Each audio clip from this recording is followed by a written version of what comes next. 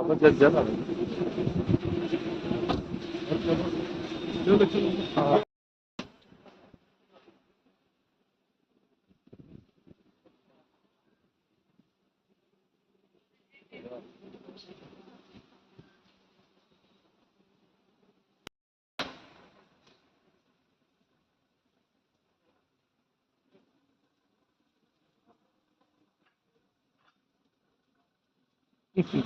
इसलिए हम एक मिनट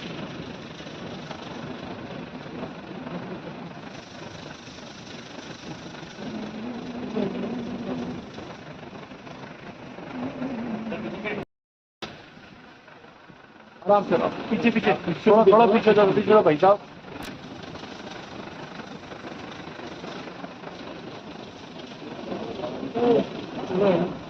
हाँ, औरों का भी ध्यान रखो।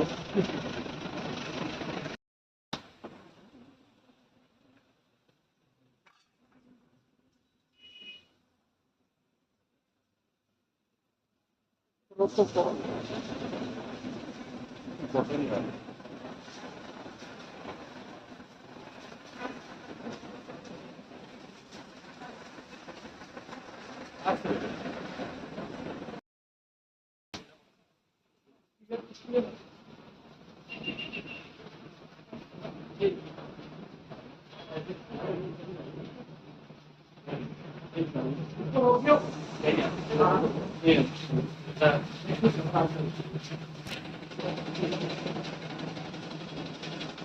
सीधा सीधा सीधा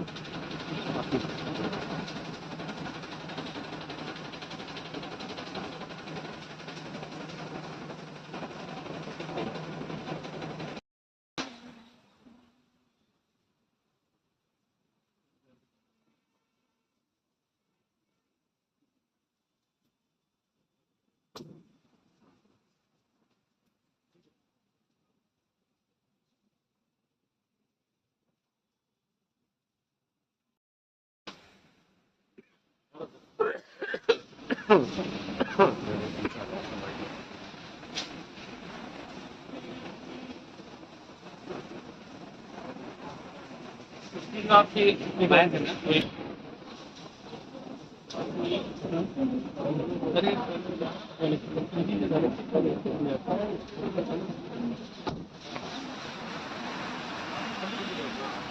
अभी रास्ते ना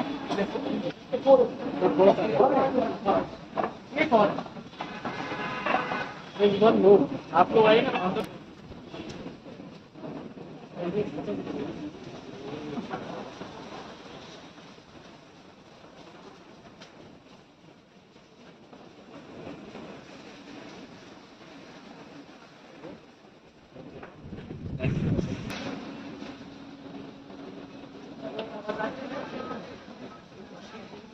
जानबूझ के ट्रांसपेरेंट है ताकि ड्राइवर का रीजन ब्लॉक नहीं है, इसमें से दिखता नहीं है।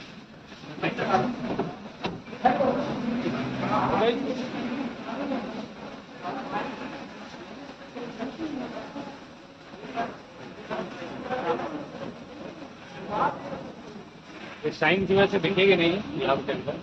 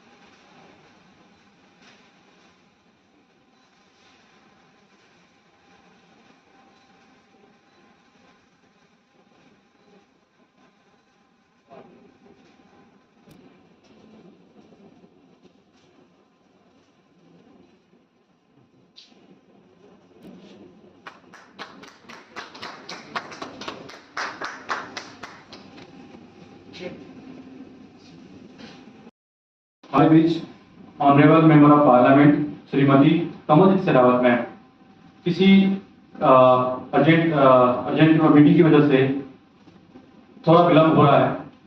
कुछ ही क्षण में वो यहाँ पर आएंगे, लेकिन हम सबके ग्रुप बीच में इंडस्ट्री के leaders, respected sir from program director national highway for electric EV and respected sir Abhijit Sinha sir, आपका जो ग्राउंड लेवल का विजन है, जो भारत का हाईवे को इलेक्ट्रिक फ्यूचर की तरफ ले जा रहे हैं, वो सिर्फ इंफ्रास्ट्रक्चर के लिए नहीं, एक मोमेंट है।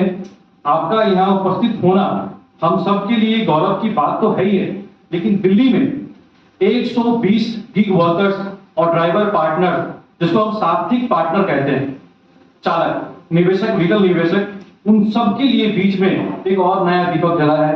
अभिजीत सिन्हा सर की मौजूदगी में आज हम सब के बीच media members, member of media and respected colleagues, partners and मेरे प्यारे मेंटोर्स जो 7 साल के सफर में रहे हैं, आप सभी को दिल से स्वागत और अभिनंदन।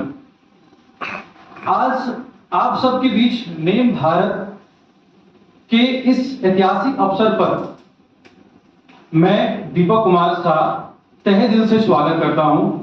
आज मैं यहां सिर्फ एक कंपनी या प्लेटफॉर्म की बात करने नहीं आया हूं, मैं यहां एक विजन की बात करने आया हूं, जो कि एक ऐसा विजन और जुनून जो पिछले 7 सालों से क्वाइटली भारत के future national mobility infrastructure ecosystem पर काम कर रहा था। और वर्ल्ड के बहुत से इंडस्ट्रियलिस्ट लीडर ने भी कहा कि अब आपका 0.1 से लेकर 0.8 जो लॉन्चिंग स्टेज है, उसको आप कंप्लीट करके लॉन्च कीजिए और सबके बीच में एक गरिमा और सम्मानजनक डिग्निटी इकोसिस्टम लेकर आइए। लेकिन उस दौरान एक कहावत है, लेकिन कुछ सपने शोर से नहीं, समय, सिद्धांत, लगन, तपस्या और तैयारी से बनते हैं। तो सिद्धांतिक रूप से, फंडामेंटली और मॉलिकली और लीगली। और ये 7 साल पब्लिसिटी के लिए नहीं था हम लोगों के लिए, 7 साल समय, सिद्धांत और प्रिपरेशन के साथ रिसर्च के थे। ग्राउंड रियलिटी को समझना एक हर ड्राइवर वर्ग के परिवार को, उनके जीवन को, उनकी इकाई को और उनकी आमदनी को अपने जीवन में लाकर और समझना। उसके बाद हम लोगों ने संकल्प किया कि नहीं, उस दौरान हम लोग अगर लेकर आते तो वहां पे कई सारे अन्य प्लेटफॉर्म भी थे, बट लेकिन हम भी एक प्लेयर बन के रह जाते, कुछ बदलाव या कुछ रिफॉर्म्स नहीं आ पाता। जैसे कि अभिजीत सिन्हा सर कहते हैं, आदरणीय प्रधानमंत्री का, मोदी जी के सर का एक लाइन है बहुत सुंदर, जो सबको अपने जीवन में लेकर चलना चाहिए, जो रिफॉर्म्स, परफॉर्म्स एंड ट्रांसफॉर्मिंग। और ये एक ऐसा दौर था जहां पे उस दौरान 2019 में हम दिल्ली से रुक के मुंबई की ओर और काफी सारे इंडस्ट्रियलिस्ट के बीच में पहुंचने का मौका मिला, उनसे समझने की राह मिली और रास्ता दिखा। और उसके बावजूद भी हमें वहां से सिर्फ एक ही रास्ता दिखा, वो था अकेलापन। और वही अकेलापन जो सभी ड्राइवर, साथी और परिवार उनके जो आज भी जीवन में अकेलापन जी रहे हैं, रोजमर्रा के जीवन में गाड़ी का सेवाएं संचालित और उनकी जो निवेशक वाहन है, जो एक इन्वेस्टर के रूप में है, वो आने के बावजूद भी उनके जीवन में कुछ बदलाव नहीं। उसी दौरान एक ऐसा जर्नी का सबसे इंपॉर्टेंट फेज आया जहां पे आदरणीय और आप सबके भारत रत्न श्री रतन नवल टाटा सर से मुलाकात हुई, उनका मेंटरशिप प्राप्त हुआ 2019 और 2020 में। उन्होंने एक बात सिंपल सी बताई कि यदि आपको कुछ करना है तो सोशल डिजायरेबल रहिए और सोशल अकाउंटेबल रहिए और साथ में सिविलाइजेशन सेंट्रिक के साथ आप आगे बढ़ें। और उन्होंने ये सारे बात कहते हुए एक ही बात समझ में आया, commercial success totally by product, वो हमारे लिए हमेशा बाय प्रोडक्ट रहेगा। अगर आप सोशल डिजायरेबल रहेंगे तो खास उन गिने बाजार में, जैसे कि red ocean and blue ocean होते हैं, आप रेड ओशन के लाइनों में न दिखेंगे। और उसके साथ साथ हम लोगों ने सर की कही हुई बात से वर्ल्ड इकोनॉमिक मोबिलिटी का नाम चयन किया, और ये नाम लेने में भी आरओसी की तरफ से और बाकी कई सारे सिस्टम के तरीके से तरफ से हमें कई कठिनाई हुई। और हमारे गवाह बीच में नीतीश गुप्ता जी बैठे हुए हैं एज ए सीए। और उसी के साथ साथ हमने सोचा कि आप कंपनी का ब्रांड का नाम क्या रखा जाए, जो सिर्फ सोशल डिजायरल रिफॉर्म्स पे काम करे और transforming the India mobility tourism और हॉस्पिटैलिटी के साथ आगे बढ़े, उन सभी वर्ग और उन वर्ग के जितने भी एम्प्लॉयमेंट एस्पिलिटी गैप्स है, उन सबको रिफॉर्म्स करने के साथ साथ हम लोग आगे बढ़ सकते हैं। उसी बीच में हम लोगों का नाम निकल कर आया NEM नेम, और इस नेम के बहुत चयन करने के बाद तो समझ में आया कि वर्ल्ड इकोनॉमिक मोबिलिटी का जूनियर है, जिसका नाम है national economic mobility and national electric mobility, जो आज के युग में हमारे साथ और ईवी के national highway for electric vehicles के institutional leaders and programme writers sir मौजूद हैं। उस दौरान हमने सर से 2022 में मुलाकात की थी, बहुत गहरी चिंता के साथ, और सर ने कहा था एक सब, ये करना है तो करो, नहीं तो छोड़कर नौकरी कर लो, क्योंकि ये बहुत बड़ा बाजार है और इस बाजार में आपकी उम्र के साथ जो आपके अंदर है वो आपको दिखाना होगा, नहीं तो आप अपने आप में एक धोखा और परिवार के सबसे बड़ा धोखा का एक इमारत बन के रह जाएंगे। आप सबके बीच में मैं दीपक कुमार साहब आप सबको तहे दिल से अभिनंदन करता हूं, स्वागत करता हूं, साथ में धन्यवाद। Thank you. जय हिंद। आप सभी को नमस्कार। सबसे पहले मैं हमारे गेस्ट ऑफ ऑनर, हमारे national programme director ease of doing business and national highways for electric vehicles Shri Abhijeet Sinha ji का हार्दिक स्वागत करती हूँ। Thank you so much sir, आप यहाँ पर आए। Your presence means a lot to us and you made this moment even more memorable. Thank you so much. उसके बाद मैं हमारे स्पेशल गेस्ट श्री राजकुमार सिंह भदौरिया जी का तहे दिल से हार्दिक स्वागत करती हूँ। सर बहुत बहुत धन्यवाद, आप यहाँ आज हमारे लिए आए हैं। Thank you so much. हमारे जितने भी मेंबर्स हैं मीडिया के, thank you all for being here for us today. Respected colleagues, partners, stakeholders, heartfelt welcome to all of you. मैं आज वेम और नीम भारत की COO और फाउंडर के रूप में यहाँ पर खड़ी हूँ, पर I stand here not just as entrepreneur, but यहाँ पर मैं एक नागरिक, एक महिला और एक समाज का हिस्सा होने के नाते आप सबके सामने खड़ी हूँ। और इसलिए यहाँ पे उस रिस्पॉन्सिबिलिटी के साथ आज आपके माध्यम से मैं मैसेज पहुँचाना चाहती हूँ हमारे भारतीय नागरिकों के लिए और हमारे साथी पार्टनर्स के लिए। जैसे दीपक सर ने कहा कि 2019 में 20 में उन्हें भारत रत्न श्री रतन टाटा सर का मेंटरशिप प्राप्त हुआ, तो हम पिछले 7 सालों से इस इंडस्ट्री को बहुत करीब से देखा है हमने, और ये बात सच है। और ये आप सबसे भी आज छुपा नहीं है, क्योंकि आए दिन न्यूज़ में ये कवर होता है कि मोबिलिटी इंडस्ट्री में किस तरह से क्राइम बढ़ रहा है, किस तरह से ड्राइवर पार्टनर्स की, जिनको हम साथी पार्टनर्स के नाम से संबोधित करते हैं, उनका मर्डर्स हो रहे हैं, चाहे वो दिल्ली से लेके नैनीताल के केसेस ही क्यों ना हो जहाँ पे फीमेल्स असॉल्ट होती हैं। तो अब इस इंडस्ट्री में एक रिफॉर्म की ज़रूरत है, बहुत ज़रूरत है, और ये रिफॉर्म कोई और नहीं, इस रिफॉर्म का नाम एक नेम भारत है। आज यहाँ पे मोबिलिटी प्लेटफॉर्म का ही लॉन्च नहीं है, यहाँ पर एक सोच की शुरुआत है, ऐसी सोच जो सिर्फ यात्राओं को नहीं पर लोगों के जीवन को बदलने का भाव रखती है। दूसरी इंपॉर्टेंट बात, जो हमारा ये मानना है कि मोबिलिटी केवल एक जगह से दूसरी जगह तक जाने का माध्यम नहीं है, पर वो रिस्पेक्ट, विश्वास, सम्मान का भी माध्यम होना चाहिए।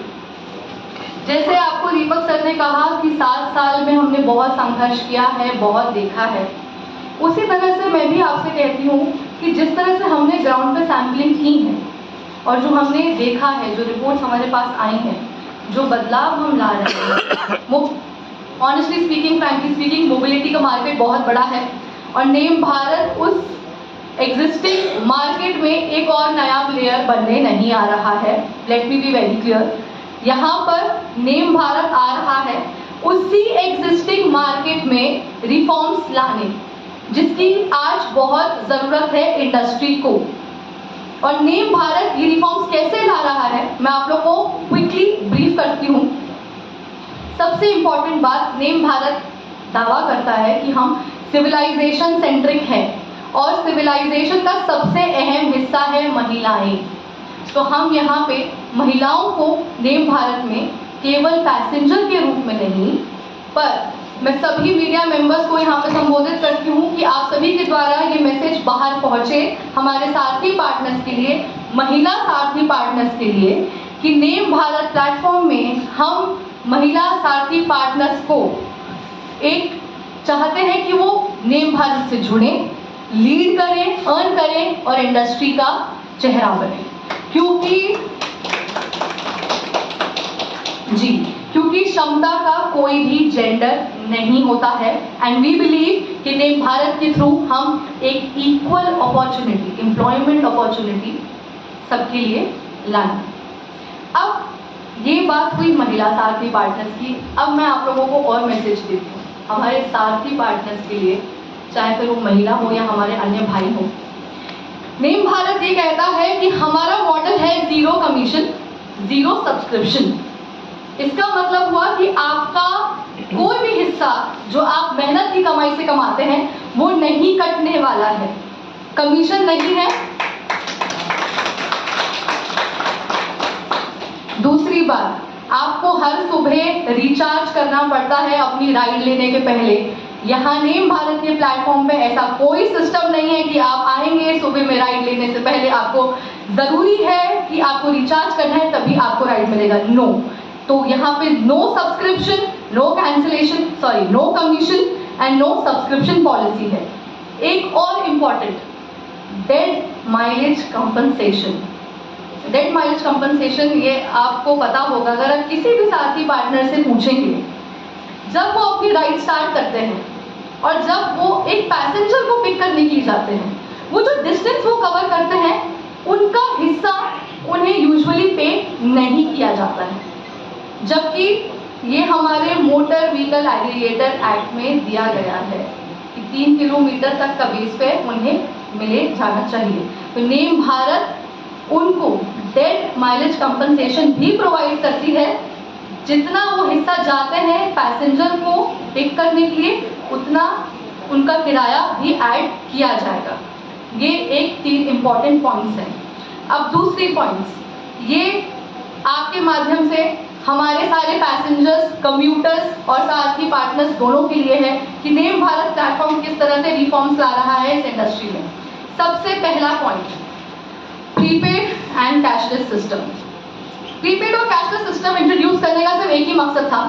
अक्सर हमें रोड पे दिखता है कि छोटी छोटी डिस्प्यूट्स जो होती हैं हमें कैश को लेकर जब राइड एंड होती है, फेयर कंफ्यूजन होता है, लास्ट मिनट सरप्राइजेस मिलते हैं, शॉक्स मिलते हैं। हम बुक किसी एक अमाउंट पे करते हैं लेकिन वो अमाउंट बाद में जाके बढ़ जाता है। इसलिए प्रीपेड और कैशलेस सिस्टम का हमारे कुछ फायदा ये है कि जो छोटे छोटे डिस्प्यूट्स होते हैं जो बड़े डिस्प्यूट्स में बाद में बदल जाते हैं, सबसे पहले वो नहीं होंगे क्योंकि ये प्रीपेड मॉडल है।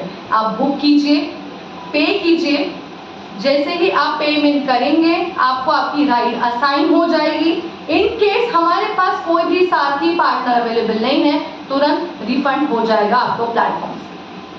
दूसरी बात, since it is prepaid and cashless, we are telling that we have built stringent cancellation policy, क्योंकि आप प्रीपेड पहले से ही पेमेंट कर देते हैं। आप आजकल आप सबने भी, क्योंकि आप सब भी यात्री तो होंगे, तो आप सबने भी ये एक्सपीरियंस जरूर किया होगा कि आप बुक करते हैं, बुक करके शायद एंड मिनट पे, लास्ट मिनट में कैंसिलेशन हो जाते हैं। कभी कभी शायद उस कैंसिलेशन का भुगतान आप सबको भी करना पड़ता है, या अगर आप नहीं करते तो शायद सारथी पार्टनर भुगतान करते हैं उस कैंसिलेशन का। तो हमारे प्लेटफॉर्म पे, ताकि एक मार्केट में स्टैंडर्ड सेट हो, हमने बहुत स्ट्रिक्ट कैंसिलेशन पॉलिसी बनाई है, जिसमें अगर सारथी पार्टनर राइड एक्सेप्ट करने के बाद कैंसिल करता है तो उसका 25% कट किया जाएगा और जिस पैसेंजर का उन्होंने राइड कैंसिल किया है उनको रिफंड किया जाएगा। और यहीं पे इकोसिस्टम को बैलेंस करना है, क्योंकि हम सिविलाइजेशन सेंट्रिक होने की बात करते हैं, ना कि कोई एक ही समाज के हिस्से को चुन रहे हैं। हम सबको साथ में लेकर चल रहे हैं, और इसलिए अगर हमारे पैसेंजर्स भी सारथी चालकों को बुला लेते हैं और फिर एंड मोमेंट पे कैंसिल करते हैं, तो उनका 35% कट होके सारथी पार्टनर्स को हिस्सा दिया जाएगा। ये हो गए हमारे 4 main points. Safety usually feature नहीं होना चाहिए, but we in name Bharat think कि सेफ्टी हमारी एक रिस्पॉन्सिबिलिटी होनी चाहिए। तो मैं आप लोगों को ब्रीफ करती हूँ सारे सेफ्टी फीचर्स। पहला, हमने डेडिकेटेड रोड साइड असिस्टेंस अपने हिस्से में नेम भारत में शामिल किया है 24 आवर्स, जिसमें आपको 24/7 रोड साइड असिस्टेंस में mechanical support, towing support, ambulance support, recovery support ground पे मिलेगा। हमारे RSA पार्टनर क्रॉसरोड्स मिस्टर विनय बाली सर भी यहाँ पर उपस्थित हैं। यहाँ पर हमने सुनिश्चित किया है, वी आर अश्योरिंग यू कि कोई भी प्रॉब्लम आती है आपको, तो आपको किसी AI बॉट से बात नहीं करने को मिले। आपको नेम भारत की सपोर्ट टीम ह्यूमन से बात करवाया जाए, और इसके लिए हमने हमारी एप्लीकेशंस में, तो चाहे वो नेम भारत कैप्टन एप्लीकेशन हो या नेम भारत हमारे कस्टमर्स की एप्लीकेशन हो, दोनों में डेडिकेटेड हॉटलाइन नंबर्स दिए हैं, जिसके थ्रू आप नेम भारत की सपोर्ट टीम से कनेक्ट हो सकते हैं। हमारे एप्लीकेशन में live ride tracking, GPS sharing, ये तो कॉमन फीचर्स हैं ही हैं, बट मैं आप लोगों को यहाँ से बताना चाहती हूँ कि अगले कुछ महीनों के अंतराल में हम लोग ग्राउंड पे QRT that is quick response team को डिप्लॉय करने जा रहे हैं। उसके लिए अप्रूवल्स जैसे हमारे पास आते जाएंगे और जैसे हमारा मॉडल एक्सपांड होते जाएगा, आपको ये कुछ महीने में ग्राउंड पे दिख जाएगी। इसका ये रीजन है कि कुछ भी इमरजेंसी सिचुएशन आती है और हमारे पास अलर्ट आता है, यहाँ से नेम भारत की टीम डिस्पैच हो जाएगी ग्राउंड पे आपके सपोर्ट के लिए।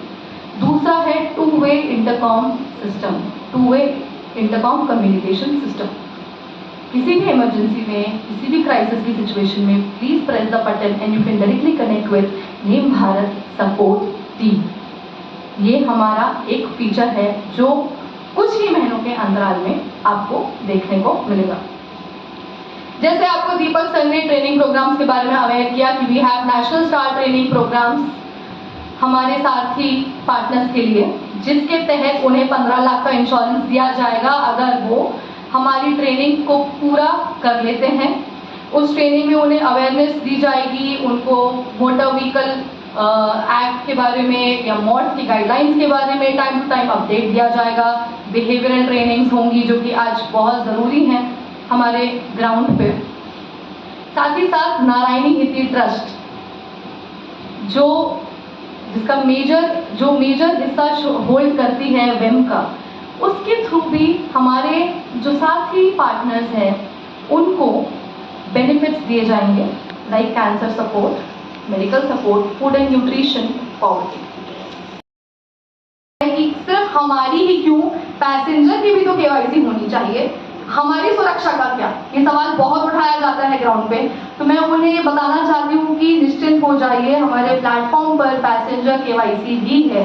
और कोई भी दुर्घटना होती है तो मैं आपको बता दूँ, सिंस वी आर प्रीपेड, हम प्रीपेड मॉडल पे हैं, तो उससे आप बहुत इजीली ट्रैक कर सकते हो नंबर से, ट्रांजैक्शन नंबर से, क्योंकि वो डायरेक्टली जुड़ा है बैंक से। और ऐसा इंडिया में आई डोंट थिंक कोई ऐसा बैंक है जो KYC नहीं करता किसी। तो अगली बार से आप सब भी अवेयर हो जाइए और ये मैसेज पहुंचा दीजिए हमारे नागरिकों तक और हमारे साथी पार्टनर्स तक कि नेम भारत के प्लेटफॉर्म पे कल को, हम तो आशा नहीं करते but we can not tell you कि आगे फ्यूचर में क्या हो, अगर ऐसी कोई भी दुर्घटना घटती है तो डरने की जरूरत नहीं है। हमारी तरफ से उनको पूरा सपोर्ट दिया जाएगा। इसमें हम हमारे जो पुलिस ऑफिसर्स हैं उनकी इन्वेस्टिगेशन में भी उनको एक सहायता मिल जाएगी। कोई भी बचने का या प्रोफाइल डिलीट करने का कोई भी यहाँ पे सिस्टम नहीं है, because with the transaction number you can track and you can get the details of so and so if in case of any misconduct और मिसहैपनिंग।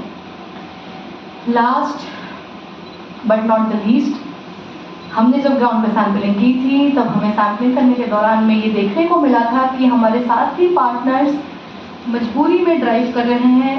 उनकी उम्र हो गई है लेकिन घर पे कोई कमाने वाला नहीं है, मजबूरी में उन्हें ड्राइव तो करना ही पड़ रहा है। तो उसके लिए since we are trust government model, हमने नॉन राइड मोनेटाइजेशन रूट को मैं आज यहाँ से इंट्रोड्यूस कर रही हूँ और प्लीज़ ये बात आप उन तक पहुँचाइए कि जो भी सारथी पार्टनर्स जो शायद व्हीकल ओनर्स भी हैं, of course they are the vehicle owners, लेकिन वो चला नहीं पा रहे हैं किसी भी कारणवश, कभी हेल्थ के कारण से, कभी एज के कारण से, बट उनकी बहुत मजबूरियां है इस इंडस्ट्री में। हमारे प्लेटफॉर्म पे वह अपनी व्हीकल को, अपनी गाड़ी को रजिस्टर कर सकते हैं और जो भी हमारे साथी पार्टनर्स हैं जिनके पास खुद का एसेट नहीं है but they wish to drive अपनी एम्प्लॉयमेंट के लिए, they can come to us. हम उन दोनों को मिलाने का काम करेंगे। तो हमारे पास गाड़ी भी रहेगी, हमारे पास चलाने वाले भी रहेंगे और दोनों की अर्निंग इस तरह से चलती रहेगी। इसके साथ ये नेम भारत के कुछ फीचर्स हैं जो मैंने आपके सामने रखे हैं और जैसे कि दीपक सर ने कहा और हमारे सामने श्री अभिजीत सिन्हा सर भी उपस्थित हैं, नेम भारत कंटिन्यूसली काम कर रहा है इलेक्ट्रिक व्हीकल्स को ऑनबोर्ड करने के लिए और काम करने के लिए एक क्लीन और ग्रीन मोबिलिटी की तरफ बढ़ रहा है। तो धीरे धीरे हम उसकी और भी काम कर रहे हैं। यहाँ पर मैं खड़े होकर यही कहूँगी कि हम सब मिलकर नेम भारत को, इस मोबिलिटी इंडस्ट्री को एक अधिक सुरक्षित, अधिक सम्मानजनक और अधिक मानवीय बना सकते हैं और हम केवल लोगों को मंजिल तक पहुंचाने का बिलीव नहीं रखते। पहुंचाना है तो पूरे विश्वास के साथ पहुंचाइए। मैं यहीं पर एंड करती हूँ अपनी स्पीच को। बहुत बहुत धन्यवाद। जय हिंद।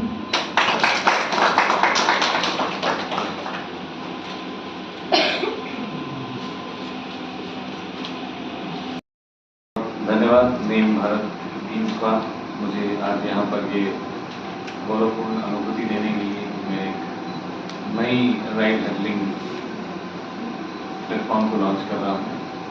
और आप सबका भी धन्यवाद। आप सब भारी मात्रा में पूरी संख्या में पूरे कमरे को भरकर यहाँ बैठे हुए हैं। जिन लोगों को बैठने की जगह नहीं मिली है यहाँ कुर्सियाँ खाली बैठ जाइए। मेरा नाम अभिजीत सिन्हा है, मैं प्रोग्राम डायरेक्टर हूँ ईज ऑफ डूइंग बिजनेस का और एडिशनल चार्ज में हूँ नेशनल हाईवे इलेक्ट्रिक व्हीकल का ई हाईवे के पायलट प्रोजेक्ट, जिसको आप लोकप्रिय तौर पर जानते हैं।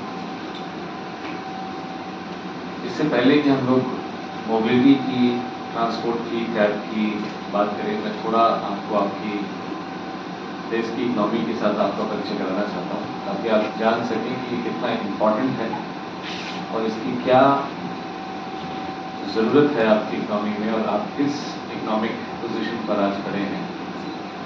आपका देश करीब करीब 80-85 साल पुराना है। पॉलिटिकली 1947 में आज़ाद हुआ था और 200-250 साल करीब गुलाम रहा होगा फ्रांस और जर्मनी के हाथों। पोर्टुगीज भी, गोवा की अगर आप आज़ादी देखें तो उसके साथ भी जिन देशों ने इसे गुलाम बना के रखा था भारत को, हमारी मातृभूमि को, उनकी इकोनॉमी अगले 75-80 साल भी हमारे सामने खड़ी नहीं हो सकती। आज ब्राजील, रशिया, यूके, फ्रांस, आप उन सबसे बड़ी अर्थव्यवस्था है।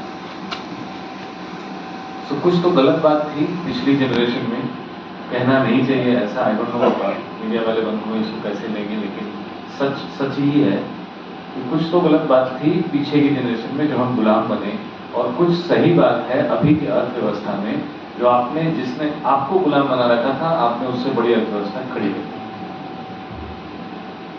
आगे के टाइम में उन इकोनॉमीज से जो बहुत डेवलप इकोनॉमी थी, अच्छा इंफ्रास्ट्रक्चर, अच्छी मोबिलिटी, अच्छा कार, साफ सुथरे शहर, उनसे कुछ कल्चरल मिस्टेक हुई होंगी जिसका खामियाजा आज उनको एज एन इकोनॉमी भुगतना पड़ रहा है कि आप 80-85 साल में ही उससे बड़ी अर्थव्यवस्था बन लेकिन जब आप कंपेयर करते हैं अपनी अर्थव्यवस्था की साइज को और अपनी क्वालिटी ऑफ लाइफ को उन देशों के साथ जो साइज में तो आपसे छोटे हैं लेकिन ज़्यादा उन्नत, साफ सुथरे, कंफर्टेबल, सेफ दिखाई देते हैं, तो आपको दो पैरामीटर्स बहुत साफ नजर आते हैं।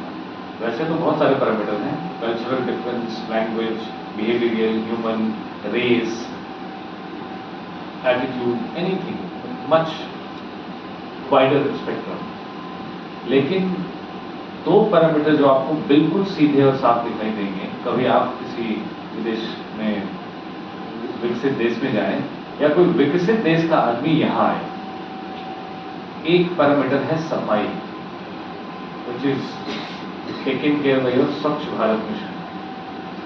सफाई के मामले में, साफ सुथरी सड़कों के मामले में, इंफ्रास्ट्रक्चर के मामले में कहीं कहीं शायद आप अच्छे दिखेंगे, कभी अभी अच्छी इंफ्रास्ट्रक्चर बनने लगी है। और दूसरा पैरामीटर है मोबिलिटी। लंदन में आप कितने बजे कैब पकड़ेंगे रात को, वो मैटर ही नहीं करता है। यूरोप में कितने बजे पकड़ेंगे सिटी के अंदर में, उसका कोई कॉन्टेक्स्ट नहीं है डिसीजन मेकिंग में। लेकिन आज दिल्ली के अंदर या भारत के अंदर कौन सी महिला किस वक्त कौन सा कैब पकड़ेगी, कौन सा सेफ है, कौन सा सेफ नहीं है, किसमें वेरीफाइड ड्राइवर है, किसमें नहीं है, ये सब गोलमाल है। ये आपकी आधी आबादी को घर से बाहर कदम रखने से पहले ही सोच में डाल देता है कि आप बाहर निकले नहीं निकले, क्योंकि अंत में जान आपकी है, न स्टेट आपको बचाने आता है, न लोग आपको बचाने आते हैं, आपको अपनी लड़ाई खुद करनी पड़ती है। सो मोबिलिटी का एक और एस्पेक्ट है, वो एस्पेक्ट ऑयल से जुड़ा हुआ है और आजकल वो एस्पेक्ट सबसे ऊपर चल रहा है। कुछ समय पहले जब अमेरिका, इजराइल और ईरान के बीच में कॉन्फ्लिक्ट स्टार्ट हुए, तो पक्ष में और विपक्ष में, सत्ता पक्ष में और विपक्ष में घमासान बातचीत हुई कि हम कितने तैयार हैं उसके लिए। सभी मंत्रालयों ने पब्लिक डोमेन में आकर, हमारे बहुत सारे यहाँ मीडिया कर्मी अवेलेबल हैं, बैठे हुए हैं, आप सबने भी वो प्रेस कॉन्फ्रेंसेज अटेंड की, सभी डिपार्टमेंट्स ने आकर अपनी अपनी तैयारी का ब्यौरा दिया। आपके पास अनाज कितना है, दवाई कितनी है, सैटेलाइट कितने हैं, इंटरनेट कितने दिन चलेगा, कितने दिन आप ऊर्जा चला, सब कुछ कैसे क्या करेंगे यदि ग्लोबल लॉकडाउन या वर्ल्ड वॉर 3 की सिचुएशन हो जाती है। तो सिर्फ एक डिपार्टमेंट ऐसा है, सिर्फ एक कंपोनेंट ऐसा था जिसमें आप पूरी तरह 90% निर्भर हैं आयात पर, वो है ऑयल, गैस। अगले दिन नहीं आएगा तो ये दोनों इकोनॉमी कैसे चलेगी, ट्रक कैसे चलेंगे, डीजल नहीं होगा पेट्रोल पंप में, या कीमत बढ़ जाएगी, उसकी कीमत बढ़ेगी तो फिर फ्रेट की कॉस्ट बढ़ेगी, फ्रेट की कॉस्ट बढ़ेगी तो सबसे पहले सब्जी, पानी, chicken, mutton, fruit and vegetable की प्राइस बढ़ेगी और उसके बाद बाकी सब चीजों की बढ़ेगी। तो देश में इस वक्त ग्रीन इकोनॉमी का होना, एक सेफ, सिक्योर, ट्रैक्ड मोबिलिटी का होना, फ्रेट में भी पैसेंजर में भी, कितना जरूरी है आपकी इकोनॉमी के लिए, उसका सिर्फ एक सोशल उदाहरण मैं आपको दूंगा, फिर हम लोग नए भारत की बात करेंगे। कैब क्या है आज के समय में? एक गाड़ी जो हमारी मैन्युफैक्चरिंग कंपनीज अपने फैक्ट्री असेंबली लाइन में बनाती हैं। पिछले 10 सालों में आपकी मैन्युफैक्चरिंग की कैपेबिलिटी वर्ल्ड में 3rd लार्जेस्ट है।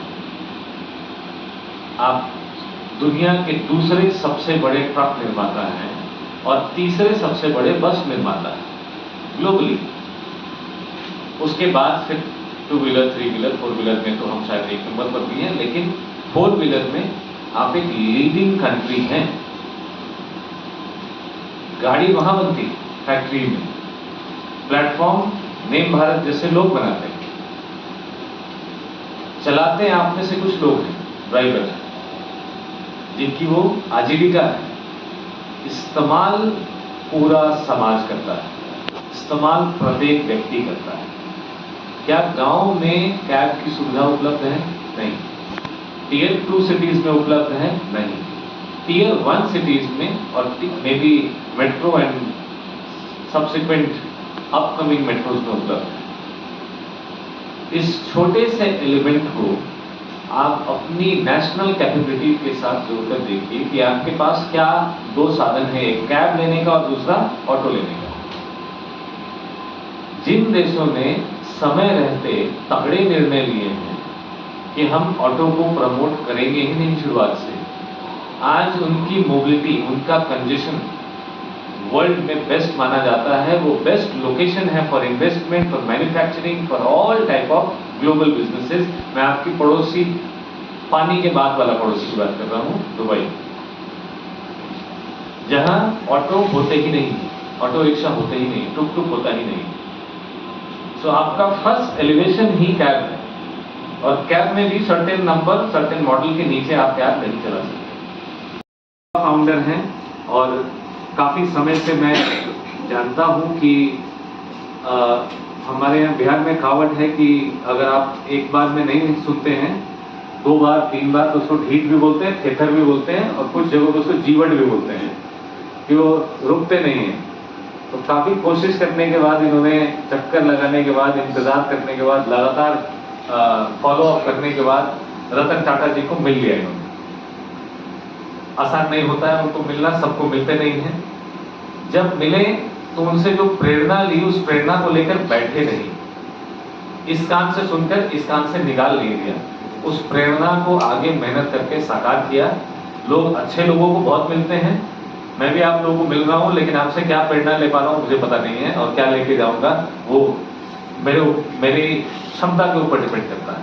तो वैसे हम सब लोगों को रोज कोई ना कोई मिलता है, लेकिन इन्होंने न सिर्फ मिला, न उनकी बात सुनी, बल्कि उसको साकार किया और उसको एक स्टेटस दिया, इसको एक एम्बिशन दिया कि देश का एक बड़ा इंपॉर्टेंट काम पूरा हो सके और उसकी शुरुआत हो सके। अभी मैं आखिरी मिनटों में आपको, आखिरी 1 मिनट में चाहूंगा कि आप अपने दिमाग में से बाकी की सारी चीजें निकाल लें और आप विकसित भारत के उस विजन को देखें, जिस विजन को के ऊपर हम सब लोग, आप सबके साथ में कहूंगा, आपके प्रयास भी भारत को आत्मनिर्भर बनाते हैं और कल को विकसित भारत बनाएंगे, उसके बारे में सोचें। आप एक ऐसी इकोनॉमी है जो पहले ग्रीन और एग्रीकल्चरल इकोनॉमी थी जब आजाद हुई। 1945 से 1965 तक करीब करीब आप एग्रीकल्चरल इकोनॉमी थे। 65 से 85 तक आप इंडस्ट्रियल इकोनॉमी बनने लगे। 85 से 2000 तक आप मैन्युफैक्चरिंग की इकोनॉमी बनने लगे। कभी करीब कंप्यूटर आने शुरू हो गए थे 90 के आसपास, और 2000 से 2022 तक आप एक ग्लोबल इकोनॉमी के तौर पर उभरने लगे। 2022 आने से पहले, लास्ट के जो 25 साल हैं हमारी सालगिरह पूरे होने से पहले, 2014 में आप सब लोगों ने, मैं सब लोग कह रहा हूं, मतलब 140 करोड़ भारतीयों को एड्रेस कर रहा हूं, आप सब लोगों ने देश के कोने कोने से एक ऐसे व्यक्ति को गुजरात से चुनकर प्रधानमंत्री बना दिया, जिन्होंने 2022 से 2047 तक का जो आखिरी 25 साल होगा, उसका एक विजन आपको दिया कि ये है आजादी का अमृत काल।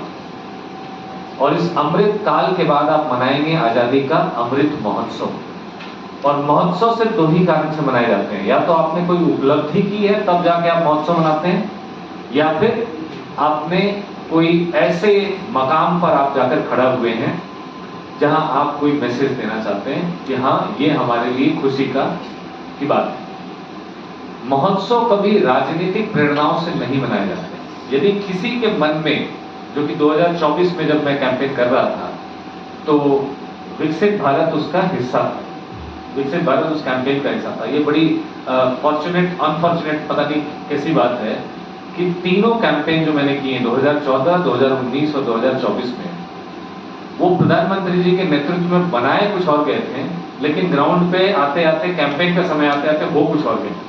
पहला जो कैंपेन था वो अच्छे दिन का कैंपेन था, और बाद में किसी ने कह दिया कि चाय बनाने वाला कैसे प्रधानमंत्री बनेगा, तो चाय पे चर्चा बन गई।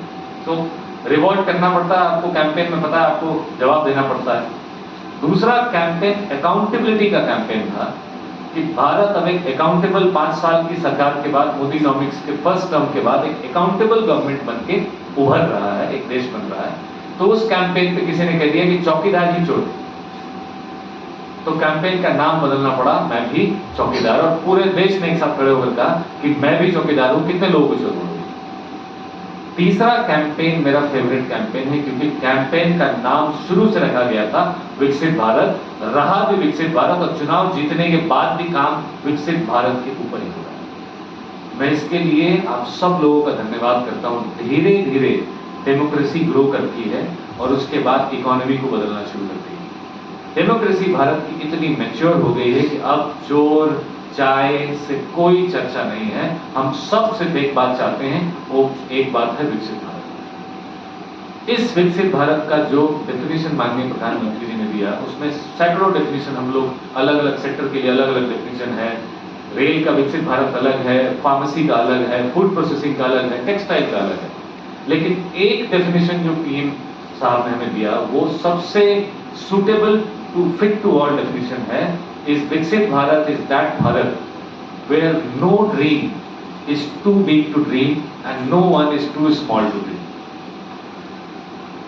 कोई व्यक्ति इतना छोटा नहीं है कि वो स्वप्न नहीं देख सके, और कोई स्वप्न इतना बड़ा नहीं है कि जिसको देखा नहीं जा सके। आज जो आपने काम शुरू किया है, इसकी प्रेरणा, इसकी अनुभूति आपको जहां से भी मिली, कई स्रोत हो सकते हैं प्रेरणा के, कई रीजन हो सकते हैं, कई मंथन आपने किए होंगे, लेकिन इसका प्रतिफल सिर्फ एक होगा कि आप जिस मोबिलिटी को आज भारत में बनाएंगे, वो मोबिलिटी दुनिया की उत्कृष्ट मोबिलिटी में से एक होगी। और अगर व्यक्तिगत तौर पर कहूं तो प्रत्येक व्यक्ति को, इस हॉल में बैठा हुआ कोई आदमी ऐसा नहीं होगा जिसको गाड़ी चलाते समय डर नहीं लगता है। You never know who will hit you with what angle and with what intensity. If you are driving, if you are not driving, both sides, you are a subject to hit. You are subject to meet an accident, and this is not good. You are sharing your road with somebody who does not know how to drive.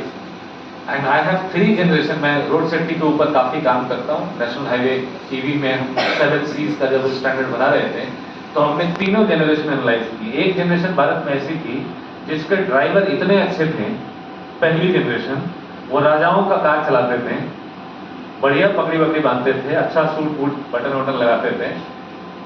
उनका काम यही था, राजा साहब की गाड़ी कहीं टकरानी नहीं चाहिए। तो आप समझ के चलिए कि वो बहुत ही अदब और कायदे के साथ गाड़ी चलाते हैं। दूसरी जनरेशन ये आई जिनको पता नहीं था कि गाड़ी चलाई कैसे जाती है, रूल्स क्या हैं, क्योंकि हम अपनी रेगुलेटरी अथॉरिटीज के साथ, and one of the most corrupt department of India is RTO, जिनके साथ आप बिना टेस्ट किए ड्राइविंग लाइसेंस बांट रहे हैं।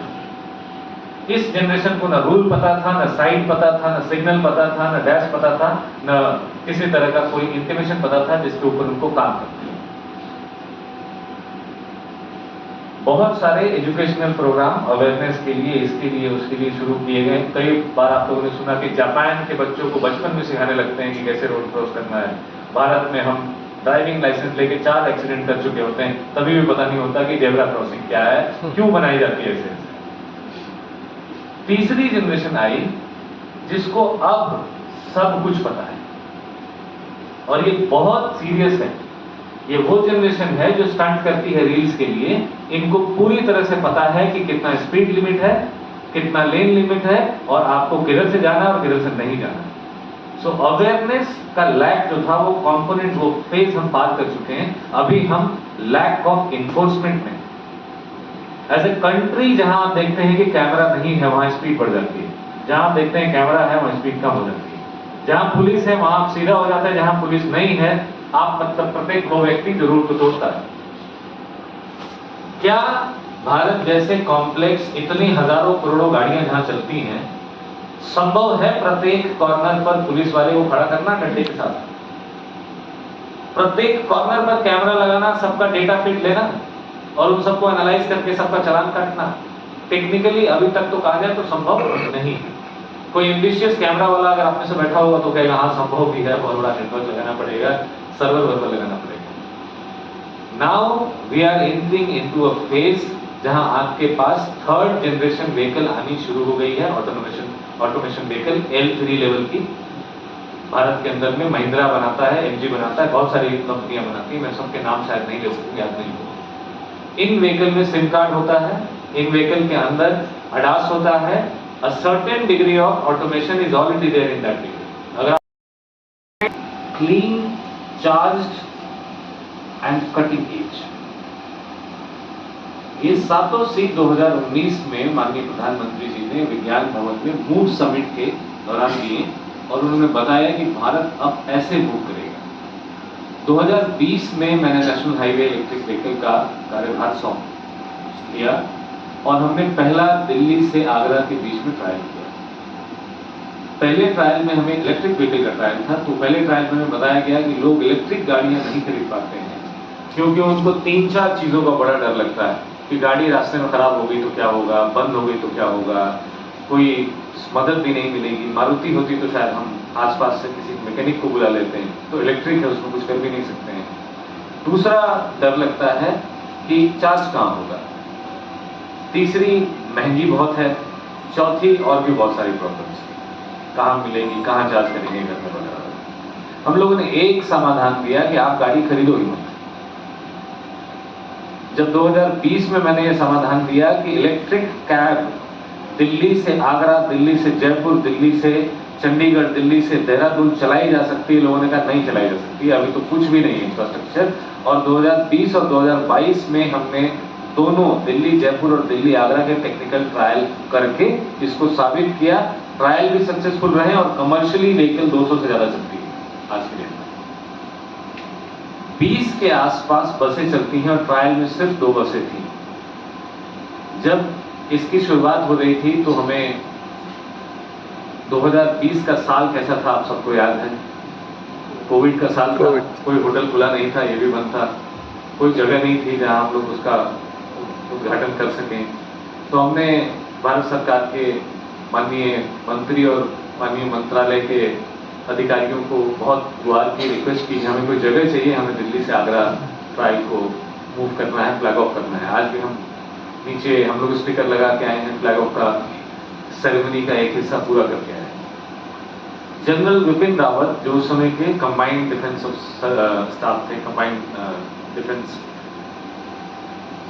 CDS थे, उन्होंने उसको फ्लैग ऑफ किया और उन्होंने मुझसे एक बात कही कि आप जो ये लड़ाई लड़ रहे हो आने वाले 10 सालों में, और आप मैं देखता हूं तो 10 साल भी नहीं हुए अभी, 6 सालों में, 6 सालों में ये लड़ाई देश की आर्थिक लड़ाई से देश की जियोपॉलिटिकल, राजनीतिक और देश की सोवरेनिटी की लड़ाई हो जाएगी, उसकी अस्तित्व की लड़ाई हो जाएगी। और आज वाकई में जब हम 90% ऑफ योर मोबिलिटी फ्यूल की बात करते हैं, जो हम इंपोर्ट करते हैं पेट्रोल, तो अगर आप अपनी मोबिलिटी फ्यूल को रिड्यूस नहीं करेंगे तो आपके पास इंपोर्ट करने के अलावा और कोई चारा नहीं होगा।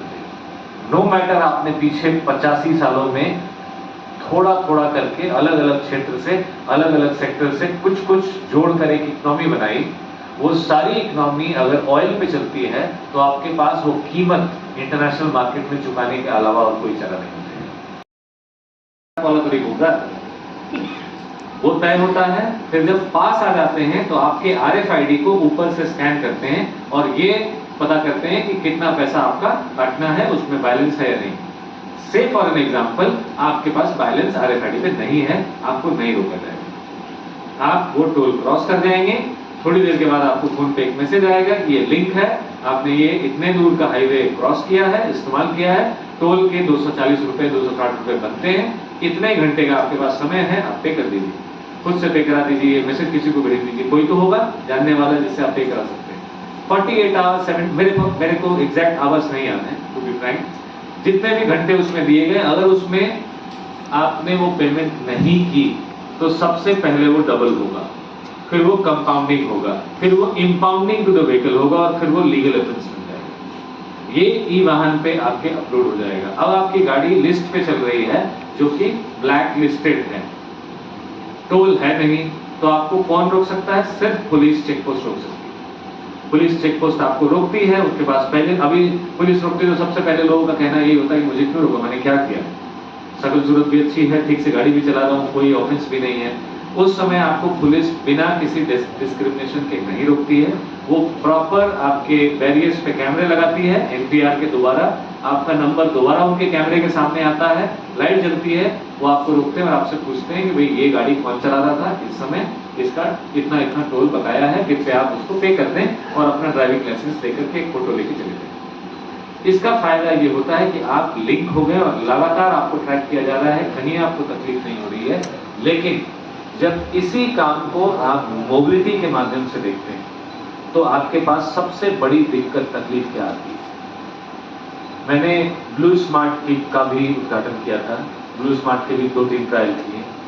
हर तीसरे दिन एक कैब कंपनी आ जाती है और वो कहती है सर हम तो इलेक्ट्रिक हैं, हमारे को शहर में घुसने से पहले 500 रुपये क्यों लेते हैं। करेक्ट, उसका कोई लॉजिक नहीं बना पाते हैं हम लोग, और अगर लेते भी हैं तो 15-15 मिनट 20-20 मिनट वेट करा के क्यों लेते हैं। अगर फास्टैग से टोल लिया जा सकता है तो फास्टैग से म्युनिसिपल कॉर्पोरेशन का टैक्स भी वसूल किया जा सकता है। इस तकनीक को, इस प्रॉब्लम को ऊपर तक ले जाने के लिए राज्य सरकारों को केंद्र सरकारों के साथ मिलकर इसके ऊपर सहयोग करके इसके नोट को बना करके जितना इसमें इसको एस्केलेट किया जा सकता था मैंने एस्केलेट किया है। उम्मीद है कि आने वाले सत्र में इसके ऊपर कुछ ना कुछ बात होगी, कुछ ना कुछ नया आएगा, जिससे कि आप देखते हैं नोएडा से दिल्ली घुसते समय, दिल्ली से गुड़गांव जाते समय कि आपको रोक करके टैक्सीज को अपना 500 रुपये देना पड़ता है, 500 रुपये का शायद एक उनको टैक्स देना पड़ता है, तब वो शहर में घुस पाते हैं।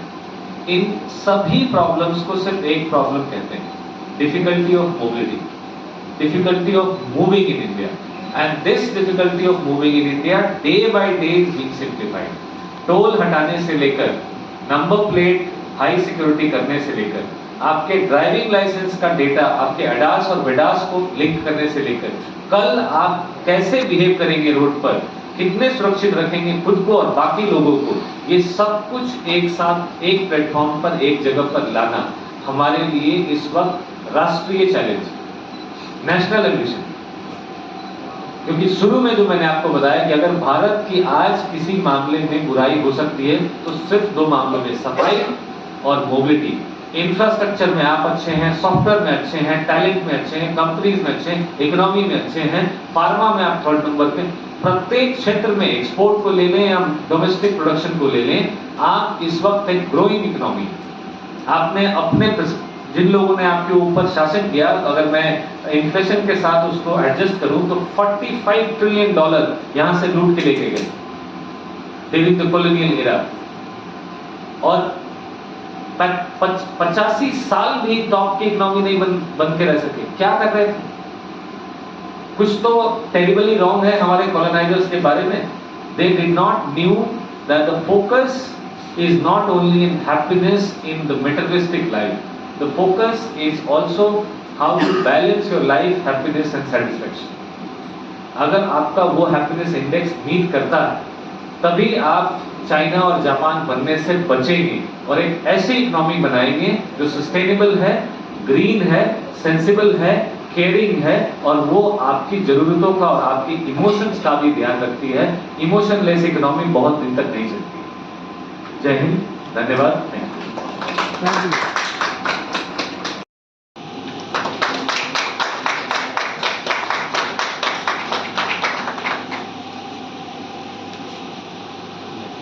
हमारा एक टीम के युवा साथी दीपक शाह जी, कांची शर्मा जी और हमारे दोनों अतिथि और इस सभागार में उपस्थित सभी पत्रकार बंधुओं और मातृशक्ति, मेरा आप सभी को नमन। दीपक शाह जी लगभग 2 वर्षों से मेरे पास सप्ताह में 15 दिन में आके कांची जी मिलते थे और मेरे से चर्चा करते थे। तो मैंने कहा वो 10 लोग कंपनियां चला रहे, 11वीं आपकी भी कंपनियां हो जाएगी। बोला भाई साहब ऐसा नहीं है, हम कुछ उनसे अलग करना चाहते हैं। तो मैंने पूछा क्या अलग करना चाहते हो? बोला हमारे जो ड्राइवर होंगे आध्यात्म, मानवता और परिवार से प्रशिक्षित होंगे। तो मैंने पूछा आध्यात्म क्या है, मानवता क्या है, परिवार क्या है?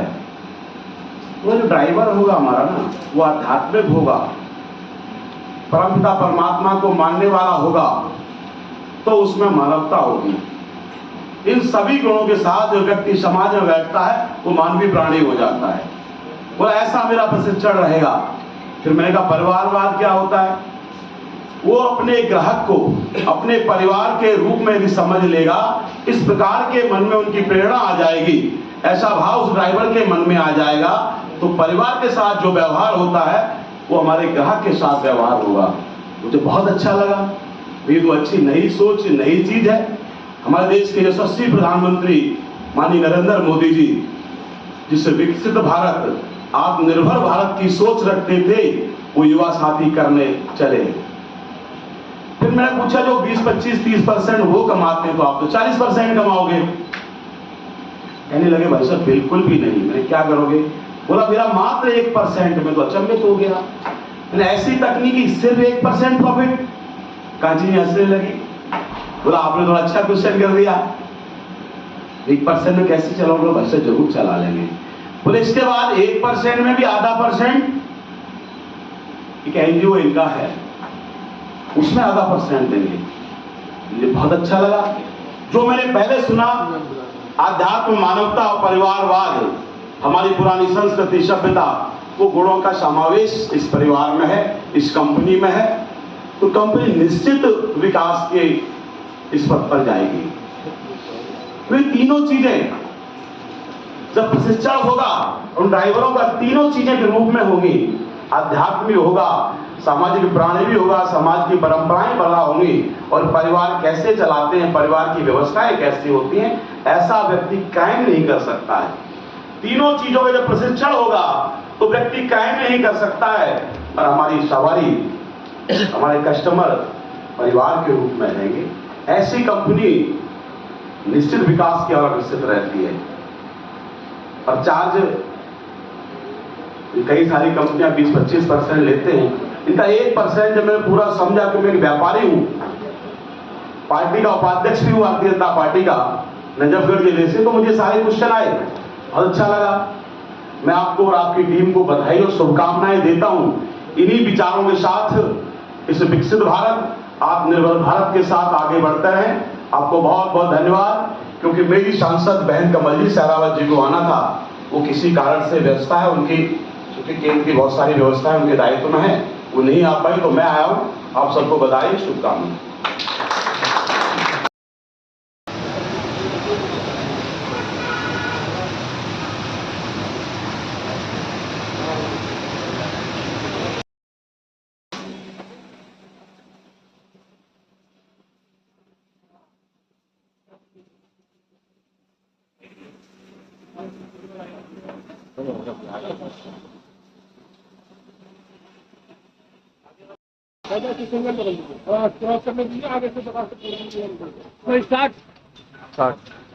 में से धक्का मार पीछे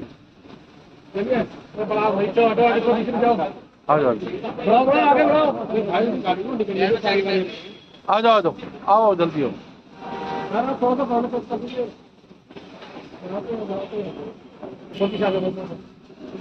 पीछे थोड़ा सा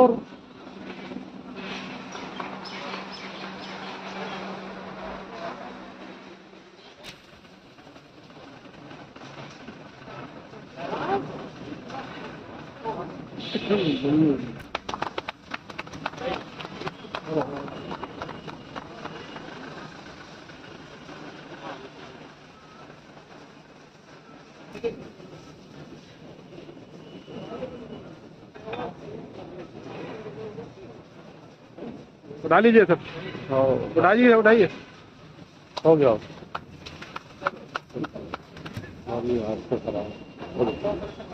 हाँ ऊपर ऊपर मैडम,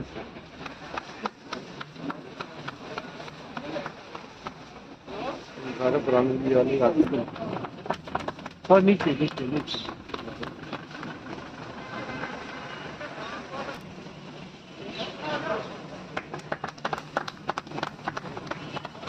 बस हटा लीजिए सर।